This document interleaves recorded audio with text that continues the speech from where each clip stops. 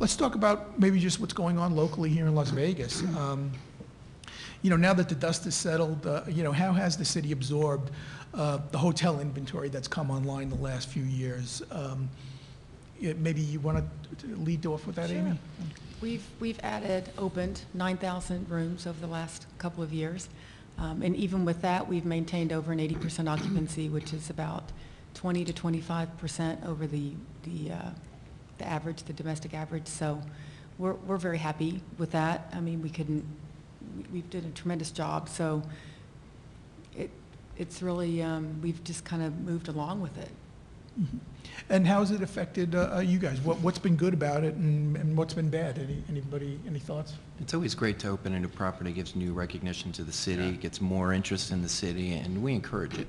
And it's speaking from us, I don't really see it as much. Yeah, sometimes you get a little bit more competitive with some of the conventions and the rates and everything, but I think the biggest sectors are more competitive on the leisure and the FIT side.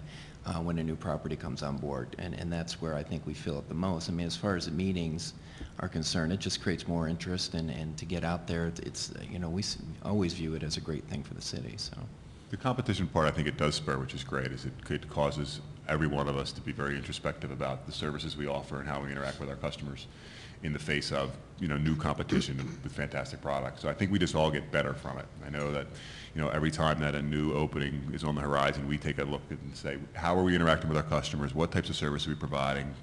What's the value proposition, and how does that affect our customers? And we go through that process, and that process just gets us all better. So bring it on. Mm-hmm.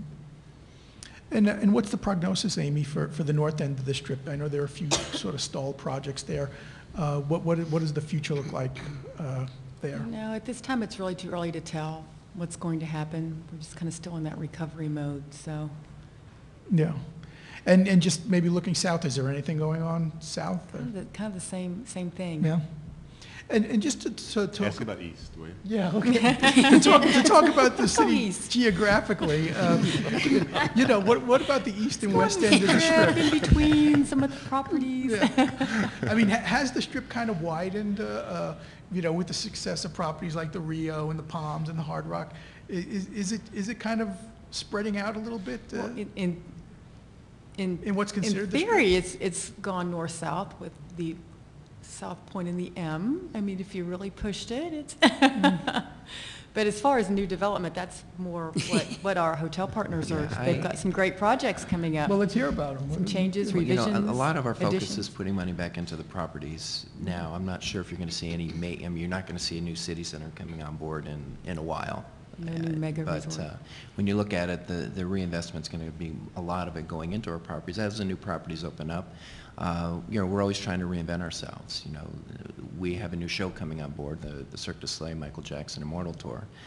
So there's new things always coming in. We're always trying to reinvent the properties. Is really where the development that I see happening in the next few years. I really don't see much happening on the Strip as far as huge developments and huge openings. Yeah, I agree with Brian. Projects like the City Center will, I think, be few and far between in our future. But I think it's projects like what we're doing on the east side with the Link, where you take one corner and you make it a Margaritaville casino. You do a retail drive. You put a London Eye type wheel in the back as an attraction, and you provide more for the attendees, so the visitors to Las Vegas to experience and enjoy while they're here. I think you'll see more projects like that coming on, and so we're excited to see that one come to fruition. You'll see more projects like the Caesars Tower here, and additional towers, additional hotel rooms at existing brands that are strong and well recognized by customers and appreciated. And so I don't think you'll see buildings like that come on very often, but I think you'll see a lot of continued work with the existing products, and then a lot of programs like the Link that really provide a more robust experience for all the visitors here. And there's always something changing to make it new, and a new and refreshing destination for even our repeat meetings and events that come back, whether it's dining, new chefs that are coming in, converting back of the house space to a new restaurant, restructuring some of our shows, even golf courses, everything. There's always so much change, so there's something different every time. Yeah, it's really we've been put in this place where competition has caused us to continually be thinking about how we get better. I mean, Caesars will do probably 4 or 5 restaurant turnovers here in the next 6 months, And I use that as an example, but I don't think that's unusual for any of the properties that are sitting around this table. And it's in an effort to provide our customers with better and better experiences on a continual basis. And so while you won't see $6 or $8 or $10 billion new projects coming up, you won't see us sit on our hands here in this town. That's just not who we are. And to Michael's point, we also, to strategize, I think we need to remember who our next generation customer is. I think it's important that when you look at your marketing and business plans that we remember it's a different generation coming on. Certainly for Bellagio, we have a certain type of demographic and clientele, and when we sit around a board table and we talk about what does the next 5 years look like, what does it look like? Who are the customers coming into our hotels? Because they're not, it's a younger generation that are more tech savvy, that they're blogging about their entry walking into the fountain show, or, right, they're blogging as they're walking in. It's crazy. So we have to adapt to that.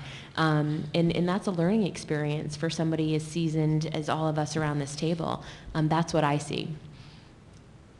That's an interesting point that I hadn't even thought about. It. You know, what do you think that bodes for the actual casino itself? Are table games in danger, or you know, because is this new visitor going to be just want to go to the electronic games? I think that goes back to face-to-face. Yeah. Face-to-face interaction. People like human interaction. Yeah, we should probably have a We need slot a machine casino person. manufacturer here. They're definitely changing their the way that they produce their games to be more in tune with the new generation coming up. There's no question. More interactive. All right, well, why don't we just finish up with this one final question? Are there any critical issues that we haven't talked about that are facing Las Vegas, both as a meetings destination and as a consumer travel destination?